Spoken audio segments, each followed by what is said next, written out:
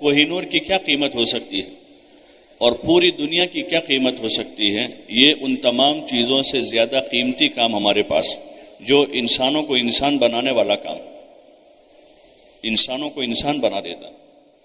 ہاں، افریقہ کے جنگلی لوگ انسان بن گئے، جو جنگلوں میں زندگی گزار رہے تھے، ان پر تبلیغ ہوئی، وہ انسان بن گئے۔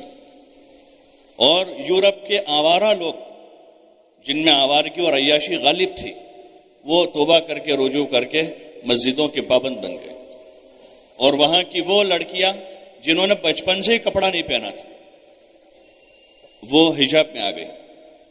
اور جہاں دور دراز تک علم کا کوئی نام و نشان نہیں تھا، وہاں ادارے قائم ہو گئے، اور وہاں مقامی علماء تیار ہو گئے۔ جہاں صدیوں میں، پیچھے صدی، 2 صدیوں، 3 صدیوں تک اس مقام پر کوئی اہل علم نہیں تھا مقامی، وہاں اب ان کے افریقہ کے لوکل لوگوں میں علماء تیار ہو، یورپ میں، فیجی میں، وہاں مقامی علماء تیار ہو گئے۔ یہ کشش، یہ جاذبیت، یہ تاثیر اس کام میں ہے۔ بس اتنا ہے کہ اس کو جو بزرگوں نے ہم کو ترتیب دی، اس ترتیب پر کرنے کی ضرورت ہے، اور فکر سے لینے کی ضرورت۔ بے فکری کے ساتھ یہ کام نہیں چلتا، بلکہ بزرگوں سے سنتے ہیں کہ بے فکری داعی کی موت ہے۔ بے فکر اور مرا ہوا، ہم دیکھتے ہیں سست آدمی پڑا ہوا ہے، یہ زندہ لاش کہتے ہیں اس کو، کہ کچھ کرتا ہی نہیں، کھاتا پیتا سوتا رہتا ہے۔ اور ایک آدمی فکر مند ہے، دبلا پتلا ہے، بیمار ہے، لیکن حرکت کرتا ہے، کھیتی کرتا ہے، کماتا ہے، بچوں کی فکر کرتا ہے، بیوی بچوں کو پالتا ہے، محلے کے 2-4 کام کرتا ہے، حالانکہ بیمار ہے، کمزور ہے، بوڑھا ہے۔ بے فکری دائی کی موت ہے۔ تو ہمارا بھی یہی ہدف ہو جو حضور صلی اللہ علیہ وسلم اور صحابہ کا تھا، کہ ان کے کام میں ٹھہراؤ نہیں تھا، کسی جگہ ٹھہرے نہیں۔ اسی لیے تو اسلام میلوں کی رفتار سے روزانہ، اور خصوصاً جو ہے تو عمر کا دور ہے، حضور صلی اللہ علیہ وسلم کا زمانہ قربانیوں کا، مجاہدوں کا اور تربیت پانے کا دور رہا، کہ جس میں آپ کی اور آپ کے ساتھ صحابہ کی زبردست آزمائشیں ہوئی، زبردست آزمائشیں ہوئی۔ جب ہمارا ہدف دنیا نہیں ہوگا تو ہم آزمائشوں سے گھبرائیں گے نہیں، فقر سے، مصیبتوں سے، حالات سے۔ مانگنا تو نہیں ہے کسی حال میں بھی، لیکن ہمارا ہدف اگر دنیا نہیں ہے تو موت تک بھی اگر کسی کے حالات کشادہ نہیں ہوئے تو وہ ناکام نہیں ہوا ہے۔ حضرت مصعب بن عمیر رضی اللہ تعالیٰ عنہ کا انتقال ہو گیا، حالانکہ مالدار باپ کے بیٹے تھے، لیکن جب ان کی تدفین ہوئی تو ان کے پاس ان کا ذاتی کفن نہیں تھا، یا ان کا کوئی رشتہ دار ایسا نہیں تھا جو ان کے کفن کا انتظام کرے، یا ان کے دوستوں میں کوئی ایسا نہیں تھا جو ان کے کفن کا انتظام کرے۔